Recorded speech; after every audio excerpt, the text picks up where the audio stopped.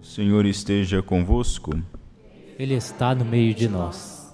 Proclamação do Evangelho de Jesus Cristo segundo Mateus. Glória a vós, Senhor.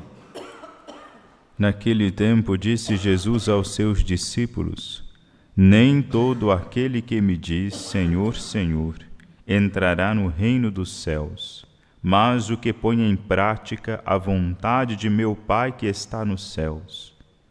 Naquele dia muitos vão me dizer: Senhor, Senhor, não foi em teu nome que profetizamos? Não foi em teu nome que expulsamos demônios? E não foi em teu nome que fizemos muitos milagres? Então eu lhes direi publicamente: jamais vos conheci. Afastai-vos de mim, vós que praticais o mal. Portanto, quem ouve estas minhas palavras e as põe em prática, é como um homem prudente, que construiu sua casa sobre a rocha. Caiu a chuva, vieram as enchentes, os ventos deram contra a casa, mas a casa não caiu, porque estava construída sobre a rocha. Por outro lado, quem ouve estas minhas palavras e não as põe em prática, é como um homem sem juízo que construiu sua casa sobre a areia. Caiu a chuva, vieram as enchentes, os ventos sopraram e deram contra a casa, e a casa caiu e sua ruína foi completa.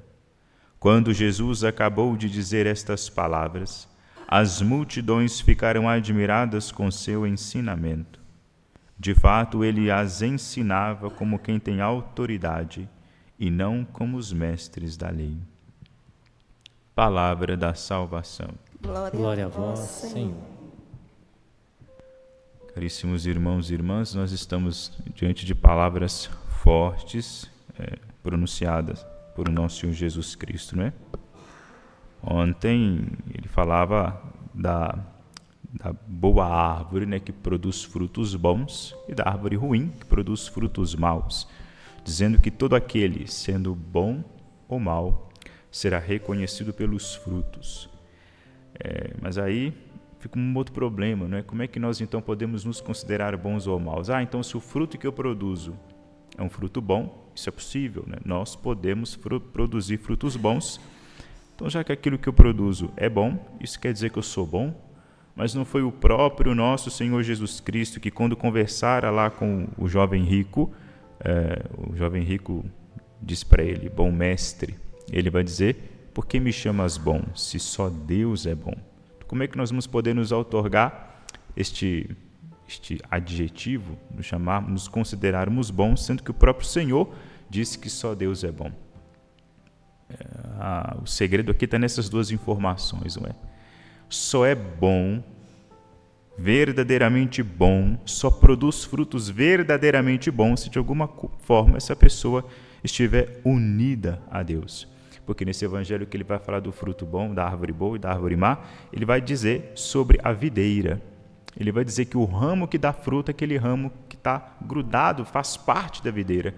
É aquele membro que está acoplado, né, em Cristo. Aquele que está unido a Cristo, aquele que está em comunhão com nosso Senhor Jesus Cristo, esse sim mantém-se vivo, esse sim produz o fruto da videira.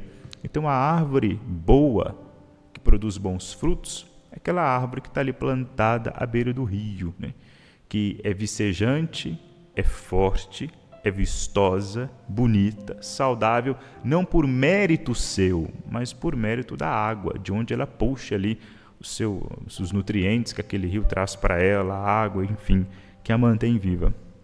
A lógica do texto de hoje, do Evangelho de hoje, é mais ou menos a mesma coisa, né? Nosso Senhor está chamando a atenção para uma outra coisa, né? Ele está mudando aqui. Isso em João é gritante, né? João é o último dos evangelhos, portanto, ele já assistiu de algum modo à pregação dos seus irmãos evangelistas. E ele então vai apelar mais ao espiritual da coisa, vai deixar mais claro que a missão de Cristo ela tem um alvo, ela vem para afetar o coração do ser humano, né?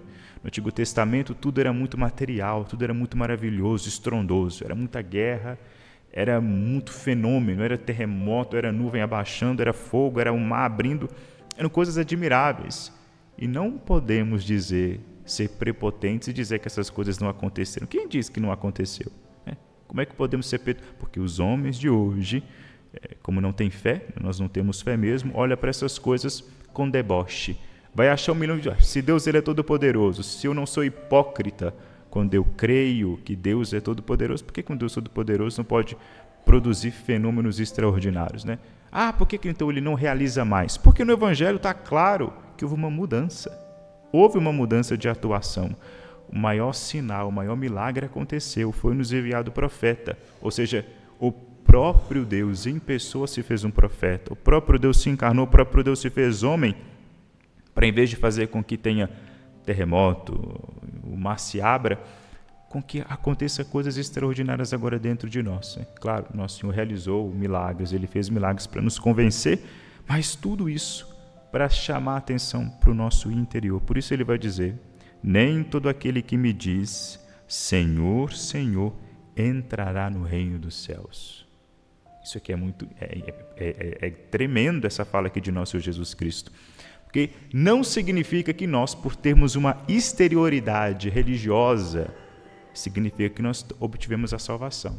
Aí muitos vão pensar: tá vendo? O que adianta ficar na igreja, ficar rezando, ficar se cobrindo, vestido que nem beata, achando que merece o reino dos céus, sendo que o próprio Jesus está dizendo que nem todo aquele que diz Senhor, Senhor não entrará no reino dos céus. Opa, pera lá. Está dizendo, nem todo aquele que diz Senhor, Senhor, entrará no reino dos céus. Aquele que nunca diz o nome do Senhor, aquele que nem lembra que nosso Senhor existe, aquele que nunca, traduzindo para o nosso tempo, aquele que nunca nem pôs o pé dentro de uma igreja, esse nem entra na história. Não está nem aqui. Então não se gabe, não vá achar você que você está melhor do que a beata da igreja, porque a beata da igreja ela está num grupo que foi mencionado por nosso Senhor. Aqueles que nem sequer lembram que existe um Deus acima do céu, nem estão sendo considerados aqui. Está fazendo uma distinção. Existem aqueles que dizem Senhor, Senhor, que rezam, que sabem que Deus existe, que ao menos têm a boa vontade de rezar, buscam se portar de uma maneira religiosa. Dentro desse grupo, há um grupo que não entrará no reino dos céus. Por quê? Porque aquilo, o Senhor que eles dizem, esse Senhor, Senhor, ele só está na boca. É saliva pura. Não entrou dentro do coração deles. A gente acha, por exemplo, que o fato da gente estar indo na igreja, que a gente está rezando, mandando beijo para Nossa Senhora, mandando flores, etc., que isso é sinal de que nós estamos salvos. E não é. Não é. Quando a gente chega para uma determinada pessoa e diz assim que ela está em estado de pecado grave, pecado mortal, ela vai dizer, como assim? Eu estou em pecado grave? Se eu morrer agora eu vou para o inferno? Mentira, porque eu continuo rezando o terço. Eu vou na adoração na quinta-feira e eu choro. Jesus fala comigo e etc, etc. Pode acontecer todas essas coisas, mas acontece que aquilo que dentro de você está sendo mais afetado pela sua vida torta não é manifestado, não é perceptível exteriormente. Ou seja, uma pessoa que está afastada de Deus, é inimiga de Deus, ou seja, tem pecado grave, ela não sente. Claro que não vai sentir. Porque quem percebe essas coisas é a alma. E a alma ela não vai externar, não vai fazer com que você sinta dores, nem calores. Você vai continuar rezando, você vai poder até continuar sentindo seus arrepios, porque afinal das contas, né, sendo obra do Espírito ou não, o Espírito ele está aí para todos, ele suscita a todos, sobretudo para os pecadores, porque a conversão ela é obra do Espírito Santo. Então o Espírito Santo tem que de algum modo agir no pecador para que ele se converta. Mas isso não é sinal de salvação, garantia de salvação nenhuma. Então uma pessoa em pecado mortal pode mandar beijo para Nossa Senhora, mas está lascada, porque o corpo, isso aqui, não tem contato direto, não consegue experimentar ou experienciar aquilo que a alma passa, porque se experimentasse, o corpo não suportaria. Se nós soubéssemos a gravidade, que é um pecadinho que nós cometemos, como é que a nossa alma fica quando nós cometemos um pecadinho grave, leve, a gente não suportaria devido a tamanha ofensa, não conseguiríamos suportar o tamanho ódio que é instaurado nesta alma que odeia a Deus. A gente não pode ficar na exterioridade da coisa. A vida religiosa, a mensagem do Evangelho, ela nasceu para ser introjetada. Ela nasceu para ser uma realidade que não deve ser só falada, mas é uma realidade vivida. Se eu digo Senhor, Senhor, e eu não faço nada, eu não cumpro nada do que Ele me pediu, só quero rezar, eu quero viver o do bem bom. Eu quero viver na balbúrdia de sexta-feira, agora é de quinta até sábado, e no domingo eu quero ir à missa, mandar beijo para Nossa Senhora, ter os arrepios todos lá, e tá ótimo minha vida? Não tá, não tá. O que você está fazendo? O que você está dando? O que você está renunciando para Cristo? Cadê a cruz que você está carregando com boa vontade? O nome de Cristo não pode ser só saliva, não pode ser só vento que a gente pronuncia, deve ser uma realidade encarnada dentro de nossa vida. Aí é de fato, quando nós chegarmos ali, Ele vai dizer, eu não vos conheço. Claro que não nos conhece. Cadê a relação que a gente estabeleceu com Ele durante a vida? Nenhuma.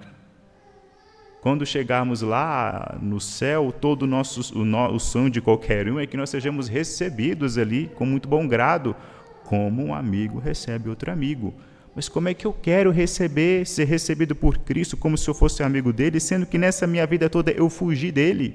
Ficar com o nome da pessoa na boca não é estabelecer amizade. A gente fica com o nome de tanta gente na boca. Todo mundo fala do presidente da República, todo mundo fala de jornalista A, B ou C, todo mundo fala de artista A, B, C, D. Não significa que nós sejamos amigos dele, próximos deles. Amizade, ela implica proximidade. Ela não implica falar o nome. Se eu quero ter uma relação próxima com Cristo, se eu quero me tornar amigo dele, eu preciso criar ali alguma espécie de vínculo. Agora, que amizade é essa estranha? Sendo que eu conheço, vou lá, começo a relacionar com esse amigo, começo a me relacionar com Cristo, e eu descubro que, por exemplo, Jesus ele não gosta que eu cobice as coisas alheias. Não gosta, nem no pensamento, nada. Não gosta que eu emita um juízo, ou seja, que eu condene o meu irmão, que na minha mente eu desejo que o meu irmão morra. Se Jesus não gosta disso e eu quero ser amigo de Cristo, como é que eu vou continuar? Como é que eu posso continuar tendo os mesmos atos? Se Jesus não gosta de uma postura minha, como é que eu posso continuar tendo essa postura e ainda querer ser amigo dele? Ou seja, não tem jeito. Como é que eu posso querer ser amigo de uma pessoa, sendo que a minha postura, o meu jeito de ser desrespeita essa pessoa? Aí não tem amizade. Se não tem respeito, não tem amor, não tem nada. Se eu quero ser acolhido no reino dos céus, se eu quero que Cristo me olhe e me reconheça, eu preciso aqui já começar a me aproximar dele. E o primeiro passo é ir abrindo mão de tudo aquilo que nos distancia, de tudo aquilo que nos separa, de tudo aquilo que o desagrada. Ele é maior do que eu, Ele é mais excelente do que eu, Ele é perfeito. Em Cristo não há nada que me desagrade, em Cristo não há nada que me desrespeite, muito pelo contrário, em Cristo está toda a dignidade que eu preciso. A ingratidão, ela vem da nossa parte, o problema está quando é daqui para lá, é de nós para Ele. É nós que somos ingratos, é nós que somos desrespeitosos, é nós que deixamos a desejar muito naquela dignidade que precisamos prestar a nosso Senhor Jesus Cristo. Portanto, fiquemos atentos, que esse Evangelho nos sirva de reflexão para que a gente possa medir como é que está a nossa relação com Deus. Se é uma relação só de boca, se eu me contento apenas em rezar e mostrar para os outros que eu vou à igreja, etc, etc, ou se aquilo que eu rezo, se aquilo que eu prego, está aqui, está sendo realizado na minha vida, se eu busco viver. Lutero, ele dizia, né? Lutero, ele vai dizer que nós somos salvos somente pela fé, né? Queria saber como é que ele explicaria, então, esse texto aqui, né? Se nós somos salvos somente pela fé, e fé para Lutero é nada mais, nada menos do que você ter um pensamento positivo. Fé é um pensamento positivo. Você é um subjetivismo. Eu penso, eu creio que eu vou ser salvo. Pronto, eu já estou salvo. Não preciso fazer mais nada. É uma maravilha. Mas como é que fica então? Todo aquele que me diz Senhor, Senhor entrará no reino dos céus, mas o que põe em prática. Uai, se é só a fé, se é só a crença subjetiva, como é que eu consigo obedecer esse mandato de Cristo? Como é que eu vou colocar em prática a vontade de Deus? Se eu não coloco em prática a vontade de Deus, obterei a vida eterna? Não. E Jesus até dá um jeito sério de dizer disso, né? Vai embora daqui com as tuas obras más, com a sua maldade, porque você disse muitas coisas, teve como meu nome na sua boca, mas as suas ações não eram as minhas ações, portanto eram ações más. Se as ações que nós fazemos são ações de Cristo, elas são boas. Se são ações nossas, à mercê de Cristo, sem Cristo, são ações más. Nós devemos tomar cuidado porque podemos viver uma vida inteira com o nome de Jesus na boca, mas ter o nosso coração distante dele. O povo judeu, os dirigentes, sumos sacerdotes, religiosos, aquele que tinha um contato direto com Deus, ofereciam sacrifício, estudavam a lei, os fariseus, os mestres da lei. Quando veio o próprio Deus, apareceu diante deles, ao invés de o reconhecerem como Deus, o que eles fizeram? Mataram ele. Quando eles morrerem, o que será que vai acontecer com eles ao entrar no reino dos céus? O próprio Deus veio a essa terra e não foi reconhecido pelo seu povo, não foi reconhecido pelos estudiosos, da lei, os estudiosos das Sagradas Escrituras. Eles não podem ficar surpresos quando esses mesmos chegarem lá e não forem reconhecidos pelo Cristo. Ele veio aqui para oferecer tudo aquilo, não era segredo nenhum, já estava já no Antigo Testamento, as Escrituras já atestavam quem e como seria o Cristo. Ele veio, tal e qual estava escrito. Não quiseram reconhecê-lo, não acolheram, mataram. Jesus é a mesma coisa, ele deixa escrito quem é aquele que entrará no reino dos céus. Muitos também ignoram, desprezam esse caminho de salvação, esse manual de santidade que ele nos deixou aqui nas Sagradas Escrituras. Então nós não temos o direito de ficarmos surpresos, chateados, se caso chegarmos às portas do céu, fomos barrados na entrada. Está tudo aqui. Basta uma coisa chamada boa vontade nossa, de acolher aquilo que Cristo disse e de buscar viver, esperando com esperança, esperança nessa realidade bonita que é a vida eterna, a vida com Ele, a vida em Deus, essa realidade bonita que é a santidade. Que nós busquemos, inspirados por este santo Evangelho, a viver uma vida satisfazendo a vontade de Deus, sabendo que o preço disso é a nossa vida, a nossa convivência junto de nosso Senhor. Glória ao Pai, ao Filho e ao Espírito Santo. Como era no princípio, agora e sempre. Amém.